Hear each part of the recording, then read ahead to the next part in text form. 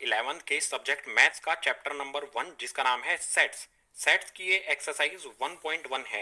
Exercise 1.1 में total 6 questions हैं। सभी के सभी क्वेश्चंस को इसी वीडियो में सोल्व करेंगे। एक्सरसाइज 1.1 को सोल्व करने से पहले एक्सरसाइज 1.1 की इंट्रोडक्शन वीडियो जरूर देख लेना, मिल जाएगी आपको नीचे डिस्क्रिप्शन बॉक्स में।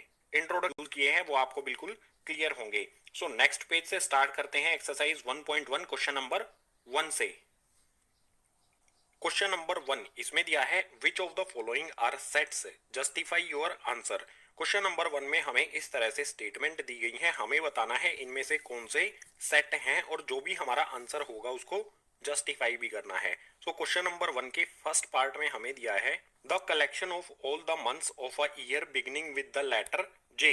साल के ऐसे मंथ्स का कलेक्शन जो लेटर जे से शुरू होते हैं, यानी जनवरी, जून और जुलाई इसके एलिमेंट्स हो जाएंगे। और ये क्वेश्चन आप किसी से भी करोगे तो उसका आंसर सेम रहेगा, क्योंकि टोटल 12 मंथ्स में से सिर्फ 3 मंथ्स ऐसे हैं जो जे लेटर से स्टार्ट होते हैं। सो इसका आंसर हम कुछ इस तरह से लिखेंगे the collection of all the months of a year beginning with J is January, June, July. It is well defined, hence it is a set. एक साल के सभी मंथ्स का कलेक्शन जो जे वर्ड से स्टार्ट होते हैं, इसके एलिमेंट हो जाएंगे जनवरी, जून और जुलाई, जो कि वेल डिफाइन है। और अगर ये वेल डिफाइन है तो हम इसको कह सकते हैं कि ये एक सेट होगा। सो इस तरह से आंसर हमने इसका लिख दिया फर्स्ट वाले पार्ट का। बिल्कुल इसी तरह से सेकंड वाले को देखो, इसमें दिया है the collection of 10 most talented writers of India. India के 10 सबसे टैलेंटेड राइटर्स कौन कौन से हैं। ये क्वेश्चन आप अलग अलग पर्सन से करोगे तो अलग अलग आंसर आपको मिलेगा, यानी कि ये वेल डिफाइंड नहीं है तो ये सेट नहीं होगा। इसका आंसर लिख देंगे इस तरह से the collection of 10 most talented writers of India is not well defined, it vary from person to person, hence it is not a set. जो कलेक्शन है 10 मोस्ट टैलेंटेड राइटर्स इंडिया का, ये वेल डिफाइन नहीं है। इसका answer very करेगा person to person, इसीलिए इसको हम सेट नहीं कह सकते हैं, ये सेट नहीं है। बिल्कुल इसी तरह से क्वेश्चन नंबर 1 के जो अदर पार्ट्स हैं उनको नेक्स्ट पेज पर सोल्व करते हैं।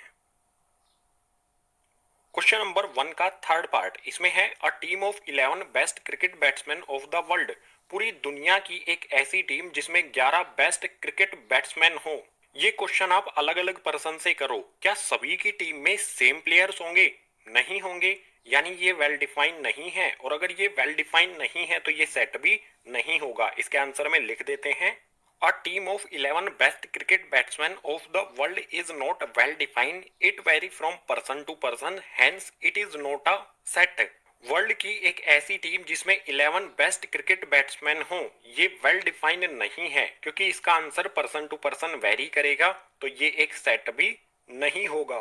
ये आंसर हो गया थर्ड पार्ट का। और मुझे ये समझ नहीं आया, अगर बेस्ट क्रिकेट बैट्समैन की एक टीम बना दी जाएगी तो बॉलिंग कौन करेगा। चलो अगले वाले पार्ट पर आते हैं। इसमें दिया है the collection of all boys in your class. आपकी क्लास में सभी बॉयज का कलेक्शन, ये वेल डिफाइंड है, क्योंकि कोई भी पर्सन या कोई भी टीचर आपकी क्लास में जाएगा तो वो सभी बॉयज को इजीली आइडेंटिफाई कर सकता है।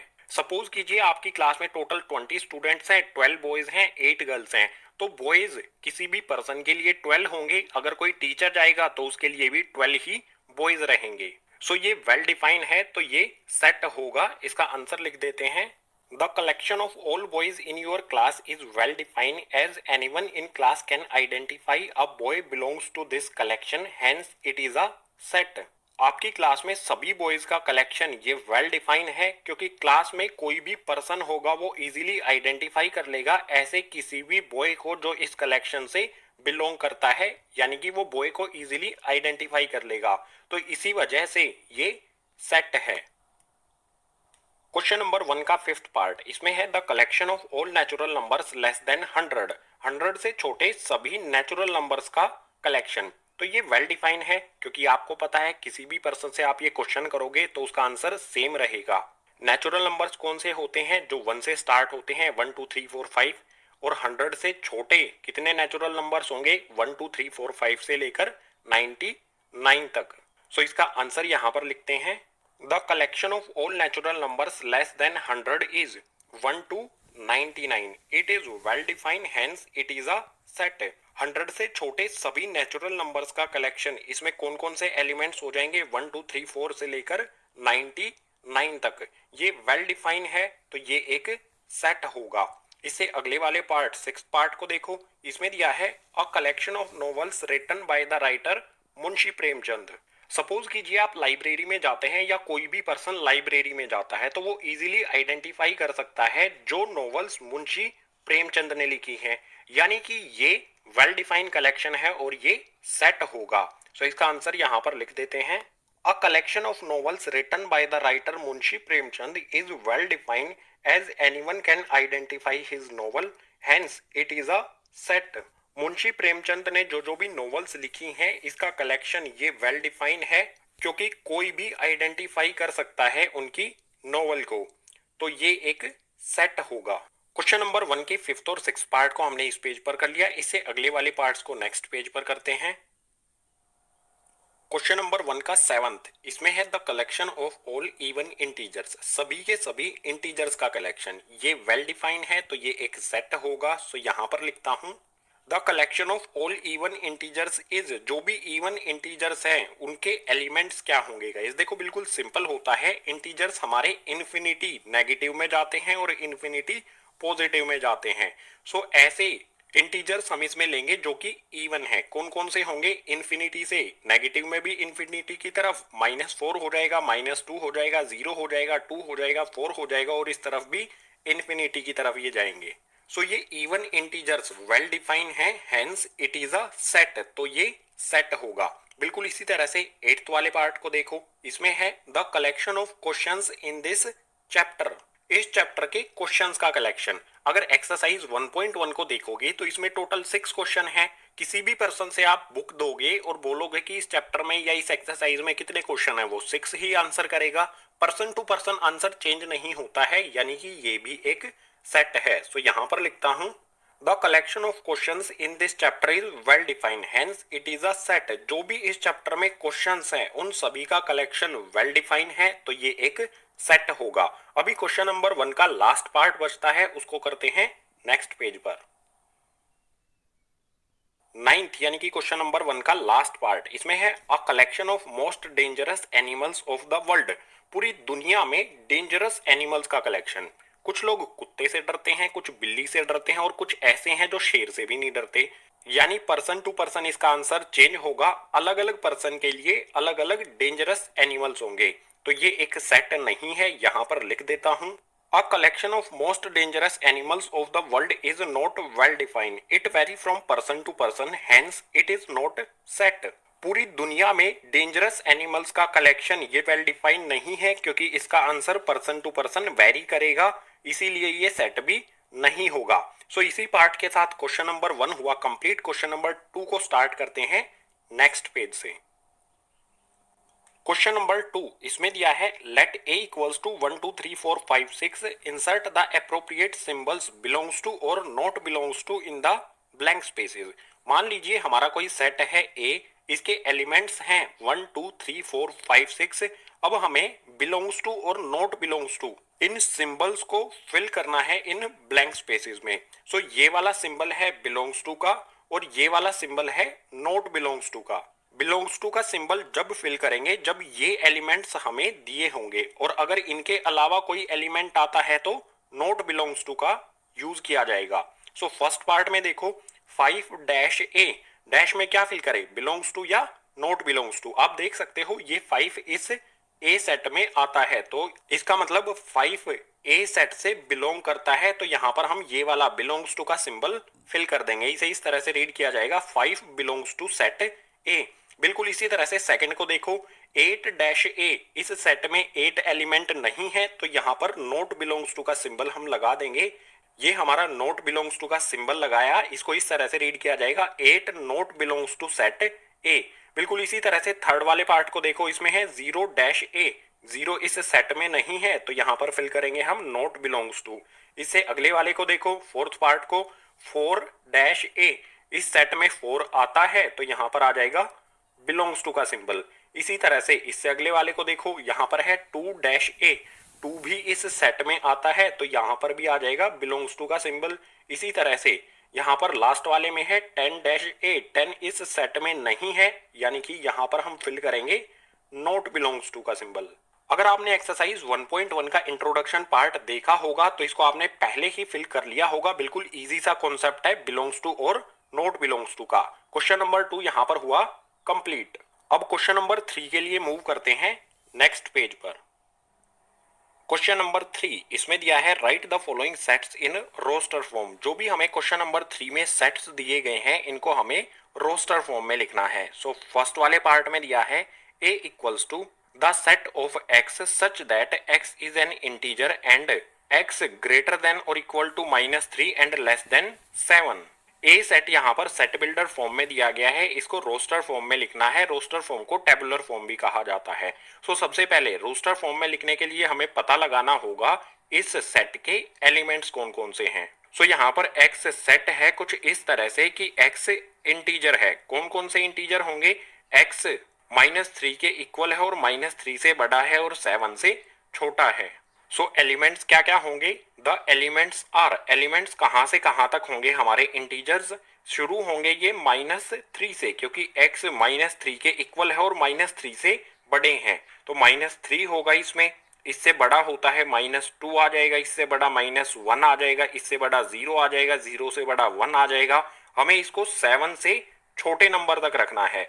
7 से छोटे सभी नंबर्स इसमें हम डाल देंगे, सभी इंटीजर्स हम इसमें डाल देंगे। 1 के बाद 2 आ जाएगा, 3 आ जाएगा, 4 आ जाएगा, 5 आ जाएगा और 6 आ जाएगा। ये सभी इंटीजर्स -3 से लेके लेस देन 7 तक हैं। एलिमेंट्स का हमें पता चल गया है। तो अब therefore roster form, roster form क्या होगी? सबसे पहले रोस्टर फॉर्म लिखने के लिए सेट का नाम लिखा जाता है। सेट का नाम है यहाँ पर A, इक्वल्स का साइन लगाएंगे, करली ब्रैकेट बनाएंगे। करली ब्रैकेट के अंदर सभी एलिमेंट्स यहाँ पर रख दिए जाएंगे। रख देता हूं -3, -2, -1, 0, इसके बाद 1, 2, 3, 4, 5, 6, उसके बाद ब्रैकेट क्लोज। फर्स्ट पार्ट में हमें ये सेट बिल्डर फॉर्म में दिया गया है, इसकी रोस्टर फॉर्म हो जाएगी ये। आ जाते हैं सेकंड वाले पर। इसमें दिया है b equals to the set of x such that x is a natural number less than 6। इसके एलिमेंट्स क्या होंगे? सबसे पहले ये पता लगाना होगा। सो यहाँ पर लिखता हूं द एलिमेंट्स आर, एलिमेंट्स क्या होंगे? नेचुरल नंबर हैं 6 से छोटे, लेस देन 6। कौन कौन से नेचुरल नंबर्स 6 से कम होते हैं? नेचुरल नंबर 1 से स्टार्ट होते हैं। तो 6 से छोटे नेचुरल नंबर कौन कौन से हो जाएंगे? गाइस 1 आ जाएगा, 2 आ जाएगा, 3 आ जाएगा, इसमें 4 आ जाएगा और 5 आ जाएगा। ये 5 ऐसे नेचुरल नंबर हैं जो 6 से लेस होते हैं, 6 से छोटे होते हैं। सो जो भी ये सेट है इसके एलिमेंट्स हमें पता चल गए। तो यहां पर मैं लिखता हूं देयरफॉर रोस्टर फॉर्म। इसकी रोस्टर फॉर्म क्या होगी? बी सेट का नाम है तो सबसे पहले बी यहाँ पर सेट का नाम लिखेंगे, इक्वल्स का साइन लगाएंगे, करली ब्रैकेट्स लगाएंगे। ब्रैकेट्स के अंदर जो भी एलिमेंट्स हैं सेट के वो लिख दिए जाएंगे। लिख देता हूं यहाँ पर 1, 2, 3, 4, 5 और ब्रैकेट को कर देंगे क्लोज। यहां पर हमें ये सेट बिल्डर फॉर्म में दिया गया है, इसको रोस्टर फॉर्म में लिखने पर हमें ये मिलेगा सेकंड वाले पार्ट का आंसर। सो इजी है, हमें एलिमेंट्स का पता लगाना है और उनको रोस्टर फॉर्म में लिख देना है। अब क्वेश्चन नंबर 3 के बचे हुए पार्ट्स को नेक्स्ट पेज पर करते हैं। थर्ड पार्ट इसमें है C इक्वल्स टू में the set of x such that x is a 2 digit natural number such that the sum of its digit is 8। x 2 digit का ऐसा नेचुरल नंबर है जिसकी दोनों डिजिट्स का सम करने पर, ऐड करने पर 8 मिलता है। सो इस सेट के एलिमेंट्स क्या क्या होंगे? सबसे पहले ये पता लगाना होगा। समझ लो इस चीज को, जैसे हमने 1 लिखा, हमें 2 डिजिट का नेचुरल नंबर चाहिए जिसके दोनों डिजिट को ऐड करने पर 8 मिले। 1 में कितना हम ऐड करेंगे कि 8 मिले? 7 ऐड करना पड़ेगा, तो यहाँ पर मैं 7 लिख लूंगा। हमारा जो नेचुरल नंबर है वो 17 हो गया। इसी तरह से इस सेट के और भी एलिमेंट्स है वो हमें पता लगाने हैं। सो लिखता हूं यहाँ पर द एलिमेंट्स आर। क्या क्या एलिमेंट्स होंगे यहाँ पर लिखेंगे गए? सबसे पहले तो हमारा 17 हो जाएगा, ठीक है। 1 लिखा, 7 लिखा, अगर इन दोनों को ऐड करें 1 + 7 करें तो 8 मिलता है हमें। अब मैं इससे अगला लिखता हूं यहाँ पर 2 में कितना ऐड करें कि 8 बन जाए? 6, तो नंबर हमारा 26 हो जाएगा। बिल्कुल इसी तरह से 3 लिखेंगे, 3 में कितना ऐड किया जाए कि 8 हो जाए, 5 ऐड करना पड़ेगा तो नंबर 35 हो जाएगा। इसी तरह से 4 लिखूंगा, 4 में कितना ऐड करें कि 8 हो जाए, 4 ऐड करना पड़ेगा तो ये नंबर 44 हो जाएगा। इसी तरह से 5 लिखूंगा, 5 में अगर हम 3 ऐड करेंगे तो 8 हो जाएगा। 6 लिखूंगा यहाँ पर, 6 में 2 ऐड करने पर 8 होगा तो नंबर हमारा 62 हो जाएगा। इसके बाद 7 लिखूंगा, 7 में 1 ऐड करेंगे तो ये हो जाएगा 8, यानी कि नंबर हमारा 71 होगा। इसी तरह से 8 लिखूंगा, 8 में कितना ऐड किया जाए कि 8 ही रहे, सो इसमें 0 ऐड करेंगे तो नंबर हमारा 80 हो जाएगा। आप यहाँ पर देख सकते हो 17, 1 प्लस 7 8 होता है, 26 में 2 प्लस 6 8 होता है, 3 प्लस 5 ये भी 8, 4 प्लस 4 ये भी 8, 5 3 ये भी 8, 6 प्लस 2 ये भी 8, 7 प्लस 1 ये भी 8 और 8 प्लस 0 ये भी 8 के इक्वल होता है। सो ये सभी 2 डिजिट वाले ऐसे नेचुरल नंबर्स हैं जिनकी दोनों डिजिट्स को सम करने पर या ऐड करने पर 8 मिलता है, यानी इस सेट के ये एलिमेंट्स हो गए। एलिमेंट्स का पता हमने लगा लिया है तो यहां पर लिखता हूं therefore roster form. Roster form क्या हो जाएगी, सबसे पहले सेट हमारा है C, तो यहां पर मैं लिखता हूं C इक्वल्स का साइन लगाऊंगा, करली ब्रैकेट लगाऊंगा, ब्रैकेट के अंदर ये सभी एलिमेंट्स लिख दिए जाएंगे। सबसे पहले आएगा इसमें 17, उसके बाद 26, फिर 35, इसके बाद 44, इसके बाद 53 एंड देन 62, इसके बाद 71 एंड देन 80। सभी एलिमेंट्स को इसके अंदर लिख दिया गया है करली ब्रैकेट्स के अंदर। ये हो गई हमारी इस सेट की रोस्टर फॉर्म। बिल्कुल इसी तरह से फोर्थ वाले पार्ट को देखो। फोर्थ वाले पार्ट में यहाँ पर मिस्टेक हो गई है, इस सेट का नाम C नहीं है, यहाँ पर D आएगा गाइज। सो यहाँ पर D इक्वल्स टू में the set of X such that X is a prime number which is divisor of 60। X prime number है जो कि 60 का डिवाइजर है। सो यहाँ पर भी हमें एलिमेंट्स का पता लगाना होगा, तो यहाँ पर मैं लिखता हूं द एलिमेंट्स आर। एलिमेंट्स क्या क्या होंगे गाइज, एलिमेंट्स प्राइम नंबर होंगे और 60 के डिवाइजर होंगे, यानी कि जो 60 को डिवाइड कर सकें ऐसे प्राइम नंबर। 60 को 2 से डिवाइड किया जा सकता है, 2 एक प्राइम नंबर भी है तो पहला एलिमेंट हो जाएगा 2। इसके बाद 3 भी एक प्राइम नंबर है और 3 से 60 को डिवाइड भी किया जा सकता है तो 3 भी आ जाएगा यहाँ पर एलिमेंट में। इसके बाद 4 आता है, 4 प्राइम नंबर नहीं है क्योंकि उसके 2 से ज्यादा फैक्टर होते हैं। इसके बाद 5 आता है, 5 एक प्राइम नंबर है और 60 को डिवाइड भी किया जा सकता है 5 से, सो अगला एलिमेंट हमारा 5 हो जाएगा। क्या इन प्राइम नंबर्स के अलावा और भी कोई ऐसा प्राइम नंबर है जिससे 60 को डिवाइड किया जा सकता है? नहीं है, तो यही 3 हमारे एलिमेंट होंगे। एलिमेंट्स का पता हमने लगा लिया है तो यहां पर लिखता हूं therefore roster form. Roster form क्या हो जाएगी, सबसे पहले इस सेट का नाम लिखेंगे। गलती से हमने यहां पर C लिख दिया था लेकिन इस सेट का नाम है D। सो यहां पर आ जाएगा हमारा सेट का नाम D, इक्वल्स का साइन लगाएंगे, करली ब्रैकेट बनाएंगे और ये सभी एलिमेंट इसके अंदर यहां पर लिख दिए जाएंगे 2, 3 और 5, करली ब्रैकेट क्लोज। फोर्थ पार्ट में जो ये प्रॉब्लम सेट बिल्डर फॉर्म में हमें दी गई है, इसके रोस्टर फॉर्म हो जाएगी ये। अब इसके बचे हुए जो पार्ट्स हैं उनको देखते हैं नेक्स्ट पेज पर। स्कूल के बाद इसमें है E equals to the set of all letters in the word trigonometry. Trigonometry में सभी लेटर्स का सेट, इसको रोस्टर फॉर्म में लिखना है, डायरेक्ट हम लिख सकते हैं। सबसे पहले सेट का नाम है E, सो ये E हमारा एज इट इज आएगा, इक्वल्स का साइन लगाएंगे, करली ब्रैकेट बनाएंगे, करली ब्रैकेट के अंदर ये लेटर्स आएंगे, लेकिन रिपीट होने वाले लेटर्स को अंदर रिपीट नहीं किया जाएगा और जो भी लेटर हम रोस्टर फॉर्म में लिखेंगे वो कोमा से सेपरेटेड होंगे। सो सबसे पहले यही देख लो कि यहां पर कौन कौन से लेटर्स रिपीट हो रहे हैं। आप देख सकते हो T यहां पर भी आया और T यहां पर भी आया, तो इस वाले T को हम नहीं लिखेंगे, रिपीट होने वाले को हम रिपीट नहीं करेंगे रोस्टर फॉर्म में लिखने के लिए। बिल्कुल इसी तरह से R यहां पर भी आया और R यहां पर भी आया, सो इस वाले R को नहीं लिखेंगे, एक बार ही R हमारा लिखा जाएगा, ये वाला R लिख देंगे, इसको नहीं लिखेंगे। इसी तरह से O यहां पर भी आता है, यहां पर भी आता है, तो इस वाले O को भी हम नहीं लिखेंगे। अब जो भी हमारे लेटर्स बचे हुए हैं उनको यहां पर हम लिख देंगे। ट्रिग्नोमेट्री वर्ड में सिर्फ 3 लेटर ही रिपीट होते हैं, T रिपीट होता है, R रिपीट होता है और O रिपीट होता है। सो यहां पर लिखूंगा मैं, T आ जाएगा, कोमा लगाऊंगा, R आ जाएगा, इसके बाद I आ जाएगा, कोमा लगाते हुए चलना है, G आ जाएगा, उसके बाद O आ जाएगा, उसके बाद N आ जाएगा, एन के बाद आप देखो ओ आया है, ओ हम लिख चुके हैं, सो इसको इग्नोर करेंगे, इससे अगले लेटर को लिखेंगे एम। एन के बाद एम आ जाएगा, इसके बाद ई लिख देंगे। ई के बाद आप देखो यहाँ पर टी और आर दोबारा से आए हैं, टी और आर हम लिख चुके हैं, तो इनको इग्नोर करेंगे और सीधा वाई यहाँ पर लिख दिया जाएगा। जो भी लेटर्स रिपीट होंगे उनको स्किप करके अगले लेटर पे हमें जंप करना है।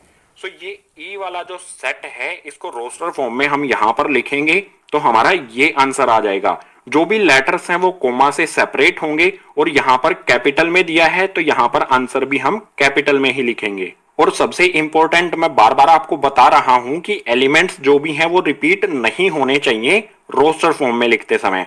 सो फिफ्थ पार्ट का ये हो गया हमारा आंसर, ये हो गई इसकी रोस्टर फॉर्म। बिल्कुल इसी तरह से सिक्स्थ वाले पार्ट को देखो, इसमें दिया है f equals to the set of all letters in the word batter. Batter में सभी लेटर्स का सेट, जैसे हमने इसको लिखा है बिल्कुल इसी तरह से इसके लिए भी हम रोस्टर फॉर्म लिख देंगे। सबसे पहले यहाँ पर इसका नेम है f, सो हमारा f एज इट इज आएगा, इक्वल्स टू का साइन लगाएंगे, करली ब्रैकेट बनाएंगे। बैटर में देखो कौन कौन से लेटर्स रिपीट हो रहे हैं, देखो e रिपीट होता है, ठीक है, सो e पे हम क्रॉस लगा देते हैं, e रिपीट होता है, t रिपीट होता है, e यहाँ पर भी आया है, यहाँ पर भी आया है, सो इस वाले e को हम स्किप कर देंगे। इसी तरह से t आया है, यहाँ पर भी t आया है, तो इस वाले सेकंड वाले t को स्किप कर देंगे। ब्रैकेट के अंदर कौन कौन से लेटर्स लिखे जाएंगे, सबसे पहले b आ जाएगा, इसके बाद e आ जाएगा, इसके बाद t आ जाएगा। e और t हमने लिख दिए हैं, इसके बाद t दोबारा से आता है, हम लिख चुके हैं, रिपीट नहीं करना है। t के बाद यहाँ पर e आता है, e हम लिख चुके हैं तो दोबारा से रिपीट नहीं करना है, सो इस t और e को स्किप कर देंगे, सीधा r यहाँ पर लिख दिया जाएगा कोमा लगाकर और करली ब्रैकेट को कर दिया जाएगा क्लोज। सो इस बैटर वर्ड के लिए सभी लेटर्स का सेट इसके रोस्टर फॉर्म हो जाएगी f इक्वल्स टू में BETR। कोई भी वर्ड हमने रिपीट नहीं किया। क्वेश्चन नंबर 3 के सिक्स्थ पार्ट का ये हो गया रोस्टर फॉर्म और इसे सिक्स्थ पार्ट के साथ क्वेश्चन नंबर 3 हो गया है कंप्लीट। Question number 4